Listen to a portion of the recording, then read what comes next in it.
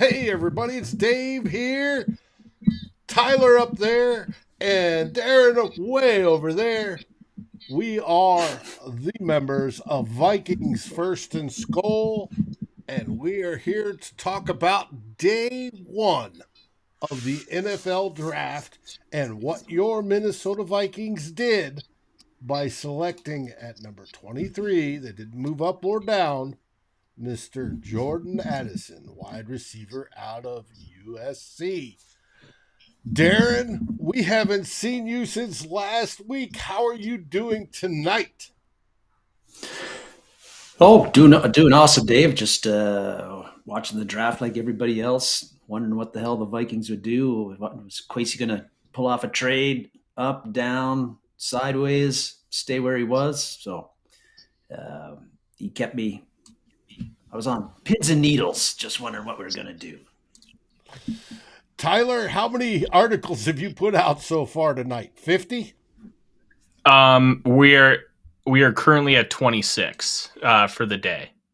Damn. Hey, speed it up, will you? Well, as we're talking, I'm writing number 27. So it's been a long day. I'm tired, but man, there's nothing like the NFL draft, and this year's annual selection meeting did not disappoint, gentlemen. What in the world did we just watch? Well, before we get into Jordan Addison, what happened on the day? Justin from Purple and Gold for Days asks, should we trade up into the second round and try to grab Joey Porter Jr.? No. That it'll be too cost prohibitive unless you can get a team to take either Zadarius Smith or Dalvin Cook for the majority of that cost. I don't think it's going to be worth your dollar. I think you can stay at 87 or maybe move up 10, 15 picks with your fourth round pick and be able to get a player that is very talented that can help your team. I really just don't think that they have the kind of capital to be able to go up and capitalize on that kind of player unless you want to give up next year's picks. You're talking you give up a 3 this year and a 2 next year, then you can go get him. And then you have no picks on day 2 for 2024. So it's going to be a cost prohibitive thing. And that's the only reason I say no. He is my number 2 cornerback.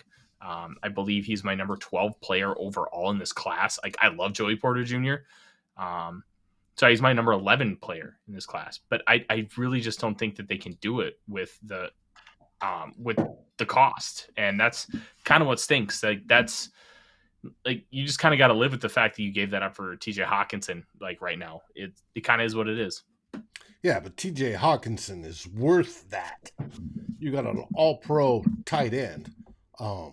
I'm Dave. I'm not complaining about the trade. This is just the effect of that cost. You now cannot go up and get Joey Porter Jr. or you can't get Brian Branch because you don't have the proper capital to be able to capitalize on those falls. And I don't think anybody's going to say, hey, I wish we did make the TJ Hawkinson trade at this point, especially for what he's done. This is just kind of the reality you have to live with. We're not going to be able to get those guys, and that's just going to have to be okay. Okay, gotcha. Darren, when the Vikings didn't successfully move up, I'm sure they tried, and I think you thought they tried, but they selected at 23. Did you expect them to trade back at that point? I did, especially as the clock got running down and they hadn't got their pick in. I figured maybe Quasey was still working the phones, maybe got a last minute deal that he was working, but it didn't happen. And maybe we'll hear in their press availability some generalities about what went on or if there are any deals to be had. But I think with Quasey, I was thinking a lot of people were that they would trade back in the draft, but again, it's always a value proposition. If you feel that at 23, if you think Jordan Addison is the best guy on your board, then trading back and getting extra draft picks in like the second or third round isn't really worth it because you're probably getting lesser players than staying at 23. I'm sure that's what the calculus was in that one. And we talked about how Kwesi talked about getting impact players, and then getting that impact player is more important than getting a couple other players that don't even equal that one impact player. Yeah, and Addison's going to, I'd be shocked if he isn't a starter from day one. So yeah, he's going to have an impact, and I think a pretty good one for the Vikings in 2023. Mm-hmm. Well, I got the opportunity to catch at least a little bit of Kwesi's presser afterwards. He is ecstatic with Jordan Addison. Tyler, why is he so ecstatic? Oh, the guy's a playmaker. As a true sophomore at Pitt, he had like 100 catches for over 1,500 yards and a bunch of touchdowns. He won the Blitnikoff Award for best receiver in the nation. Last year, who won the Blitnikoff Award? Jalen Hyatt won it 2 years ago. It was Devonta Smith. Like, we're talking like upper echelon receivers as far as translation to the next level, end up winning this thing. And he kind of gives me vibes of Devontae Adams. He's not the most athletic guy. He's got more than capable speed. He's got really quick. He's got a lot of quickness in and out of his breaks, explodes out of it to create separation. And he has enough speed to be able to threaten vertically and keep the cornerbacks kind of on their heels a little bit. And then can snap off routes and create even more separation that way. And he's really quick and shifty in the open field to be able to get yards after the catch. And the biggest thing with him is the conversation we had with Devontae Smith a couple years ago. He is 6 foot, 173 pounds. Like, he is not a big person. And you saw that when he took the stage tonight, when he got selected by the Vikings. He's just not big. How are they going to incorporate him? What are they going to ask him to do? How are they going to hide that? And those things are going to be so intriguing to see how the Vikings utilize him in this offense, because like the way that Sean McVay runs this offense, you have bigger receivers. You had Cooper Kupp, Robert Woods, guys who could block. That's why a lot of people were talking about getting Jonathan Mingo, because he is basically another tight end. And then you can run 11 personnel, and you basically have 2 tight ends on the field with even more field stretching ability. So when you kind of look at all those things together, like, I give the grade a solid B. We kind of talked about it in our first live stream, Dave. It's not sexy. It's savvy. It's effective. And I think he's going to have a very good career. But I just don't know if the ceiling's there to really be super, super, super excited. And I'll be glad to be proven wrong. But I think he's just going to be a very good player for a long time, a great complementary piece to Jefferson. But I don't know if he is able to take it to that next level. That's why I was talking about Quentin Johnston. But Johnston, like Smith and Jigba started the run, Johnston and Zay Flowers, and then right after that, Jordan Addison. All of it just went right in a row. So they got my number 2 receiver in this class, but he would probably have been my 4th choice of that group, just because of his lack of limitations, just with his size, as far as like a fit in this offense. Well, Kwesi was talking about how good of a executioner he is, how he can exquisitely run and set up his routes, and down to the blade of grass, be able to move and get a defender off of him. And he takes advantage of that. And that the fact that he played at 2 schools, you mentioned Pitt and obviously USC, that he has gone against quality competitions in both conferences and proved himself. He was literally, if you watch the presser, he is smiling ear to ear over this pick. He thinks it's an outstanding one. Got to believe in him for now, and I think that's the same. Darren, do you like the idea of somebody who is a tactician at wide receiver, somebody that can run routes, probably like, if we want to look at it, like Diggsy did, and that can get advantage that way versus, grabbing a size guy, 6'2", 6'3", or an absolute burner. Do you think this is going to work out well in your opinion? Well, Tyler's talked about how he thinks he's going to be a very good player, I think, for a long time. I'll take that 9 times out of 10 in any round. So I think he's going to be, one of the things that's going to help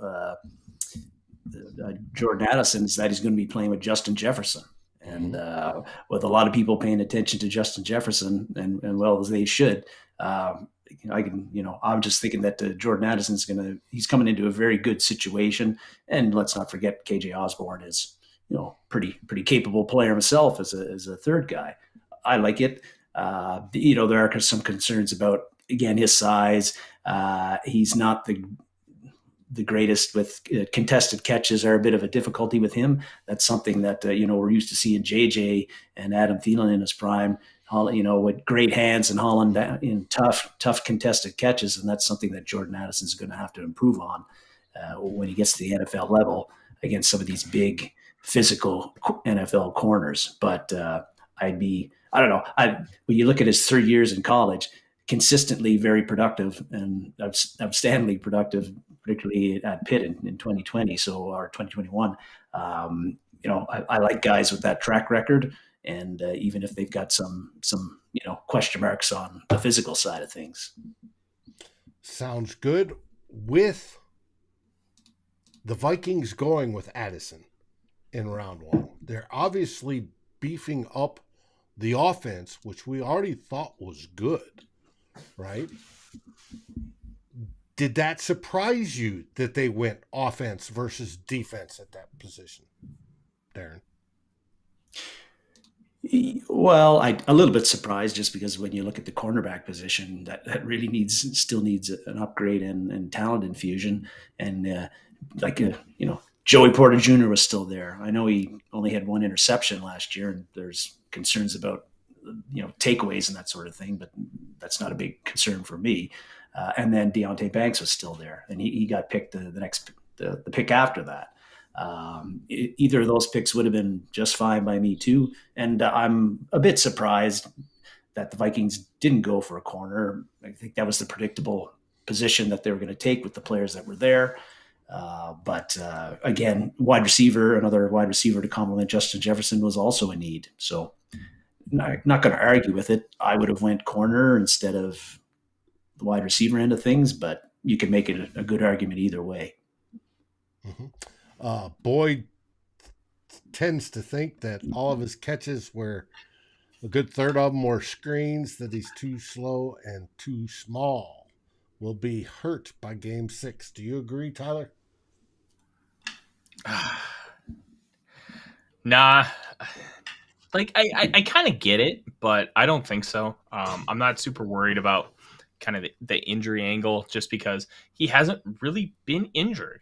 I think he'll be fine, and especially with some of these smaller guys, they understand how to compensate for it. They understand how to avoid getting hit and how to brace themselves because they know it's like Devontae Smith is just able to kind of figure it out and avoid taking hits, go out of bounds, don't lower your shoulder and get in and initiate contact.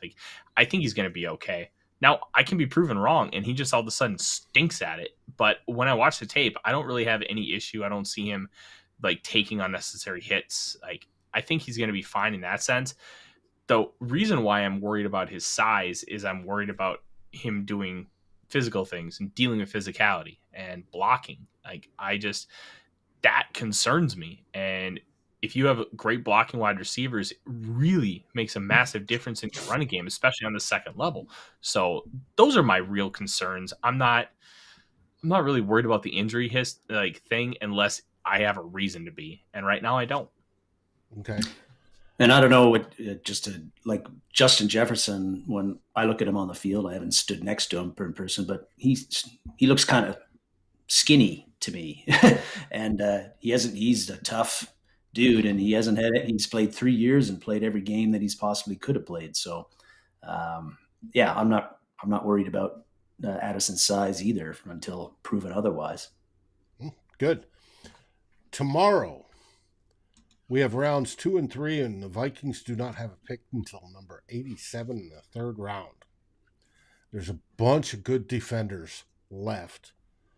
We had Brian in the remarks talk about defensive end / linebacker, edge rusher. Smith was still available at the time. Yes, he was. Defensive interior, my favorite, Brian Brisset, who I thought the Vikings might select, is still available. I think he would be a great selection if we moved up. We talked about Porter, Joey Porter Jr., and some corners.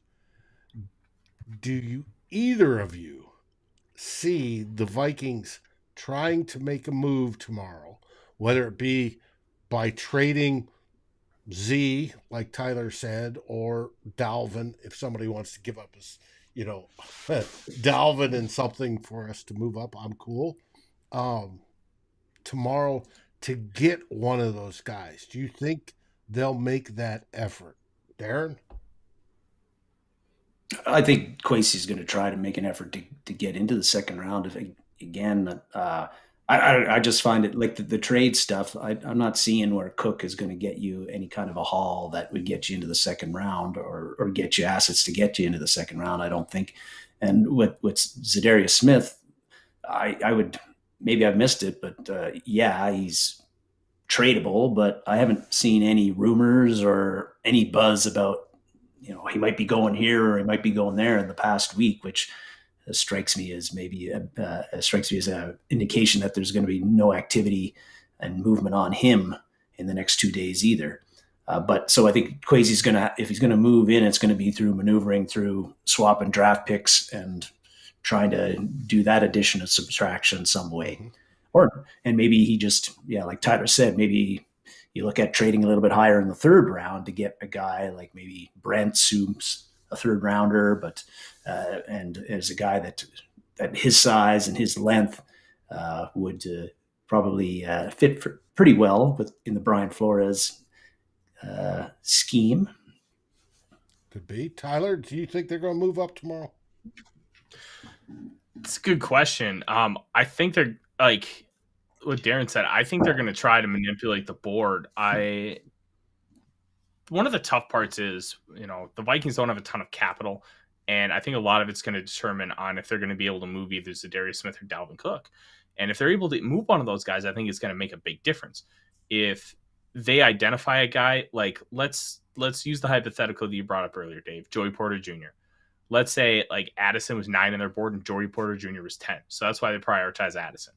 Like, let's say it gets to like pick 40 and it's just like, okay, our 10th ranked player in this class, like he's my 11th ranked player, like is available at pick 40. Like, okay, maybe we need to actually just go get this guy. And I don't think they'll end up getting him, but I think that they'll end up trying to target. And I know it kind of sounds like I'm contradicting myself, but there's always a certain point when it comes to value that is just too good, and you just go pay the price to go get it. And I don't know what that value is going to be for the Vikings. I don't know what they're going to be able to offer in order to get up and do those things, but it's Kwesi adofo-mensah. He is a Wall Street stock trader, and he is going to treat these assets like currency, and he's going to try to manipulate it to get more than what he came in with. Timothy brought up, do you think the Vikings will maneuver around tomorrow to get Hendon Hooker or another QB? And we can also, Mary brought up, do you believe Levis and could be the one, even though he dropped past us at 23? No, I really don't. I think there's an outside shot. Like, they have the book on Levis. They have the book on Hooker. If they liked either of those guys, they're taking them round one. But like I said, at a certain point, the value's too good to pass up. And maybe at 87, they might end up taking one of those guys. I don't think they're going to try and maneuver up for either one of them. They have so many connections to people who were with Will Levis at Kentucky. Kevin O'Connell coached with Liam Cohen in Los Angeles. Kwesi adofo-mensah was with Rich Scangrello in San Francisco. Like, they have contacts. They already know. And then they met with the guy. They watched the film. And when you watch the film, it's a mixed bag. Like, Hooker is a worse mixed bag. But I really think that they would have just taken him at 23. They had a chance. They were right there, and they said no. Well, which makes Tyler, would you even all the would more you even important. pick Tyler? Would you even pick Hooker in the first round? Hell no.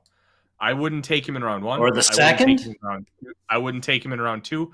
I'd maybe take him at 87, but I really don't think he has the future of an NFL starting quarterback. I don't.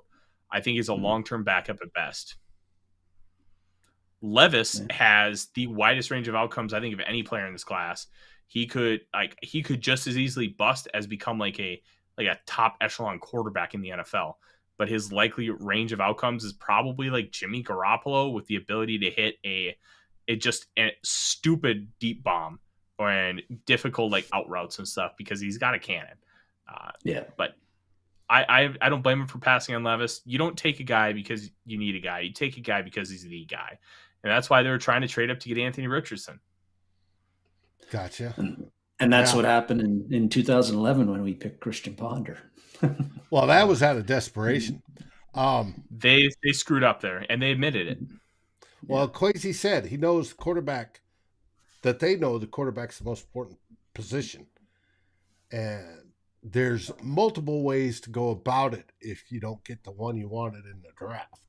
So that tells me that they may have a alternate plan if drafting this year or next year doesn't work out on replacing Kirk Cousins.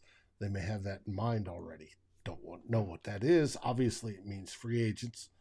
But who would be available then? I have no idea. And who, finding that quarterback is the one that makes or breaks a GM's job. So we'll find out. Mm-hmm. Yeah, we will find out. It's gonna be fascinating to see tomorrow. Mm-hmm. Do you have any predictions for tomorrow, Darren? Bring out Zim's crystal ball and take a look. Oh my God! Predictions. Well, I predict they'll pick a corner at some point in time. That's about the weakest prediction you could make, but we've harped on they need 10 in the room and they've only got 6, so that's a pretty good bet. Tyler, do you see anything? What do you predict for tomorrow? I think we take a corner with our next pick. This is one of the reasons, like when we started talking about the NFL draft class, I explicitly talked about how I want a receiver first, and then you can take a corner on day 2, because you don't need the one singular player you needed more than anything on this team was wide receiver 2. You needed to find a guy. Like, you need people at cornerback. You don't need one really good cornerback to like make a massive difference for this team. You think you already have those guys. You need bodies at corner. But you needed a dude to be able to take pressure off Jefferson. Now you have that. And I think there's a lot of talent still on the board. Like, cornerback didn't come off the board at all today. Devin Witherspoon, Emmanuel Forbes at 16, ahead of my top corner, Christian Gonzalez, who went at 17. The Patriots just got gifted the best corner in this class. And then Deonte Banks went at 25 or 24. Like, that's it. Like, we were talking about maybe having still available, and that blew everybody's mind. We were talking about maybe 6 or 7 corners going around one because of how talented this class is, but teams looked at it the opposite way. There's so much talent in this class, we don't need to take one early. And that's why there's so many guys available, and they're going to be pushed down the board. You could get a DJ Turner, a Tyreek Stevenson, a Julius Brents. Maybe there's a trade up to go get Cam Smith or Joey Porter Jr., which I don't believe there will be, but we'll see how things end up developing with the guys that you want to trade. So we're looking at an interesting day 2 because of what's available. Hope the Vikings don't take a Ringo, or Tyler will lose his mind. from Georgia. I'll say this: if you take Ringo in round 3, I'm fine with that. Like that, that's a bet I'm taking 10 out of 10. But I wouldn't take him round 1. I wouldn't take him top 50. I will take him outside of the top 50. Because I mean, the dude is a freak athlete. He's just a little stiffer. So you're going to have to figure out how to work with that. And yeah. All right. Now, because a lot of those guys dropped, that means there was picks made that were, let's say, unconventional. What were some of those unconventional picks that you went, that was strange? I'll let Darren go first on this one. Well, I guess I don't know. I don't know if it's strange or not, but I thought that Jack Campbell went a little bit early. Love the last name and everything, but I wasn't expecting him to go 18th overall. But quite happy that that the Lions were the ones that did that,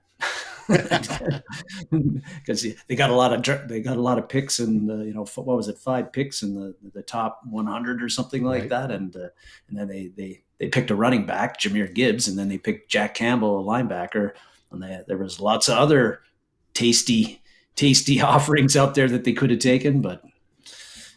That Campbell was one that surprised me. I thought it was a bit strange. And then I don't know, like Mozzie Smith seemed like he went a little bit earlier than maybe he should, but I didn't. But the Cowboys think differently. I thought that was a good pick for the Cowboys. I mocked Mozzie Smith. I mocked Mozzie Smith to the Cowboys at 26 in my final mock. The thing with Mozzie is he was number 1 on Bruce Feldman's freaks list, and I actually would have been pretty happy with him at 23. He's like 6'3", 330, and his 3-cone is rumored to be like 6'7", which is like phenomenal for an edge rusher. Like this dude is just athletic off the charts, and I think Dallas is a phenomenal spot for him. But my biggest like what the hell is going on moment was Christian Gonzalez. How the hell is he cornerback 3 off the board and Joey Porter Jr. is still available on day 2? I don't understand. The dude is literally good at every aspect of being corner. He's big. He has the ability to be physical. He can play off. He can play zone. He can play press. He can play off man. Like he can literally do everything you want. And he goes at 17 behind a guy who weighs 166 pounds, soaking wet. The Patriots, right? Yes. Yeah. And so Bill Belichick is the Patriots sitting there going, Dave, the Patriots don't take defensive backs in round 1. Like they've taken 2 defensive backs in round 1 in like the last 20 years. They build in the trenches. Like because they don't take defensive backs in round 1, it's like, okay, hey, God is going to bless you with just a gift. Here's the best corner in the draft. Like it's just not fair. Like, and the Eagles have one of the best first rounds I've seen. Like, I loved Nolan Smith. Like, people were mocking him to the Eagles at 10. They give up a 4th rounder next year to go up 1 spot to get Jalen Carter, the best player in the draft. Like, the Eagles, they're ridiculous. That defensive line is terrifying. Yeah. And it's getting younger. Right. And if I remember correctly, we play the Eagles this year, and that's going to be a tough game. We hope our offense overcomes the defense and that our offensive line improves enough to be adequate during that game. It's going to be a rough one. But we brought up offensive linemen. What did you think of all the tackles that went off today? I called it. Like, this is something that had been rumored for a while, that the tackles were going to go off fast. And they did. Paris Johnson Jr., who was highest betting odds to go to the Cardinals at 6. The Cardinals chose to trade out. And what did they do? They moved back up to get him at 6. And then Darnell Wright was one of the worst kept secrets. The Bears loved him. They wanted him, but so did the Steelers. And then the Steelers ended up moving up, and they got Broderick Jones right in front of the Jets. Like, Peter Skoronski to the Titans was a pick I had mocked multiple times. Like, we kind of saw this coming. And then I'm a little surprised we didn't get one more in the back end of the first round. Like John Michael Schmitz, the Minnesota center, Osiris Torrance, the Florida guard. Like, they were dominant at their positions in college. And even though they're not quite premium positions like a tackle, there's so many needs at those positions at the back end of the first round that I'm surprised that they didn't end up going. Okay. Darren, were there any big round bellies on either side of the ball that you were surprised did not get selected tonight?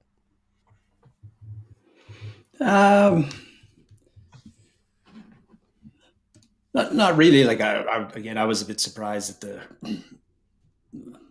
round belly on the defensive side of thing. Mazi Smith went where he did because, but later in the first round for like a run stuffing interior guy, I guess isn't that badly, especially one that's can be as dominant as Mazi Smith would be. But I did. I mean, John Michael Schmidt. We know, like Tyler said, interior, the guards, the centers, not really premium positions. Usually, you do see at least one of them go, but Skoronski might end up being a guy who goes and gets moved to guard because his arms aren't as long and he's a little bit shorter at 6'3" and a little bit. so he might be that interior guard that the first round guard that or a guy who got picked the first round that ends up going and playing guard at the pro level. Well, a biggest surprise to me was that Brian Broussard didn't get selected because he did. Did he? I missed that yeah. one. Who selected him? He was selected towards the end of the first round, but he got selected by the Saints. New Orleans took him. 29th overall. One of the teams I dislike. Good pick for them then. They needed some defensive linemen because Cam Jordan's getting old and they lost Davenport and Amanyata's gone too. So because I would have loved to see Broussard and purple as our 3 technique. Oh well. I think once we get beyond Carter, Mozzie, and Broussard, I think the talent level there drops way the heck off. SKOL TYA, thanks for joining tonight. We're getting about ready to wrap this up. Is there any other thing from round 1 that stood out to you tonight? Either one of you.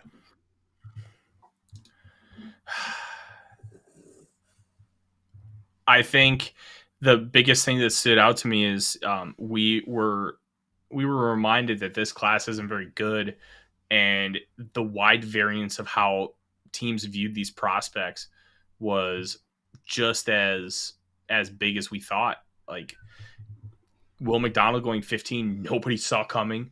Jahmyr Gibbs going to the Lions. top 15, like nobody saw that coming either. I was doing a live hit with Purple Daily, and my eyes were just like, yeah, I was floored. I was absolutely floored. Oh, it did? Oh, yes. You got to send me that. I want to use that as a meme. Declan retweeted it. Yes. Oh, I love Dex. He's great. But I think those were my big ones. I was surprised that Buffalo went Dalton Kincaid, but I also think that they were trying so hard to get one of those wide receivers and they couldn't get up because they went in 4 picks, all 4 of them. Was there any surprise runs for you, Darren? Well, I did. I don't know if it would be so much a run, but Forbes going where he did was a bit of a surprise to me. I thought that was, again, you don't know what teams value, and obviously outstanding ball skills. But I thought 16 was a little bit earlier than I thought, although I thought he would be around when the Vikings, if they stayed at 23, he'd still be there, but that didn't end up being the case, which is fine. But, that was a surprise to me. I thought he'd go later than he did. And as Tyler mentioned earlier, they a few less corners picked than I expected. And some of them, like Gonzalez, went later than I expected. So that was the big surprise, and I didn't think there was any major surprises. Levis not getting drafted in the first round I'm not really shocked by that either, considering all the sort of wide disagreements in like how good is he or how bad is he coming into the draft. I thought the uncertainty around him would be that he'd be one of those guys that'd be having a long face in the green room at the end of the first round.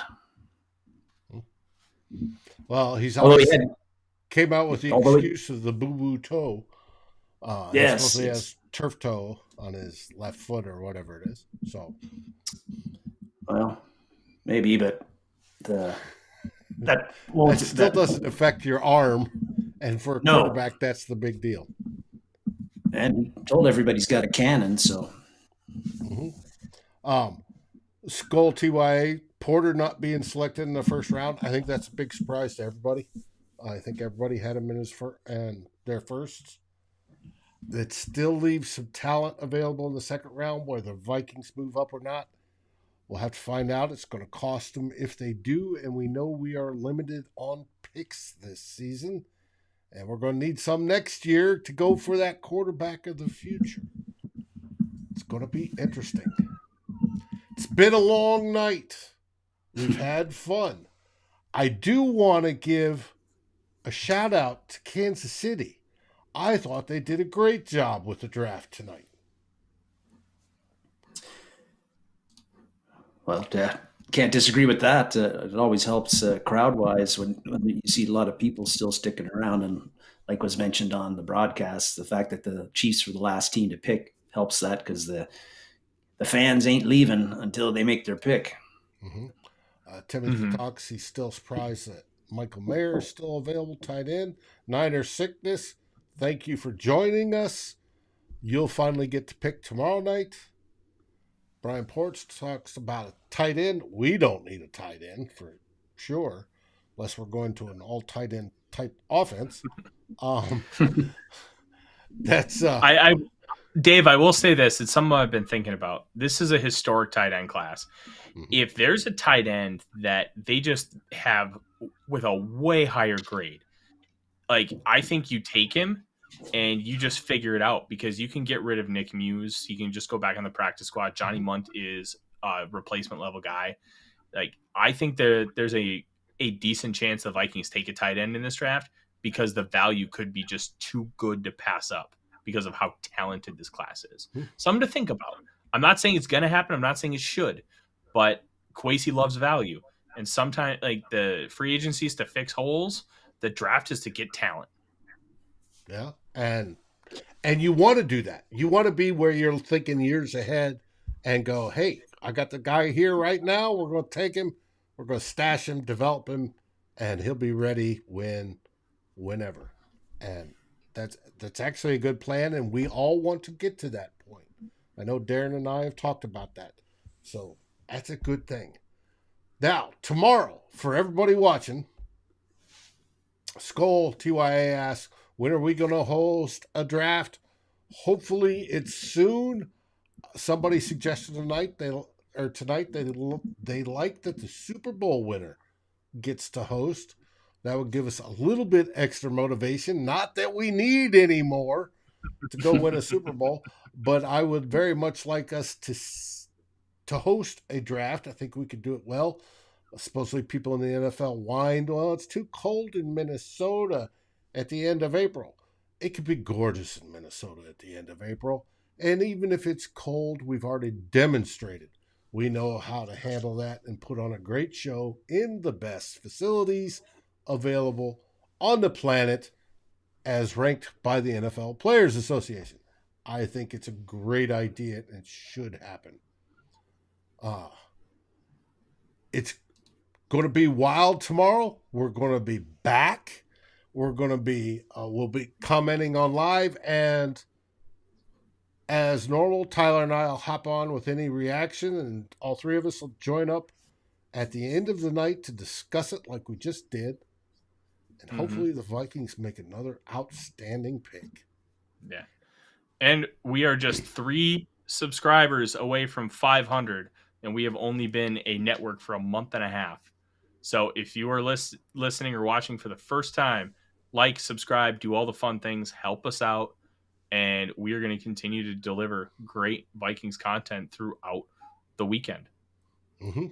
Yes, we have all our live draft stuff, and then on Sunday you get myself and the other old blogger right over there, Darren Campbell, breaking it down in the way we do. Darren, any last words?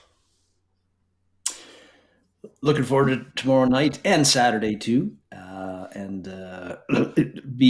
Last year, much of the talk was about how many trades Kwesi made. Maybe he's going to fool us and not make a single trade in this draft. But I hope that he does, because I'd like to see us, like we talked about before, get around the 7 to 8 draft pick range. Us not trading down today might lessen the chances of that a little bit, maybe. But yeah, interested to see what he and the rest of the Vikings front office have up their sleeve tomorrow for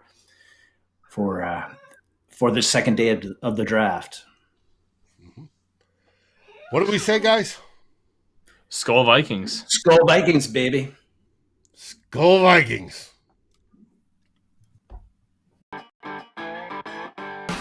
Like, subscribe, and ring the bell to get notifications.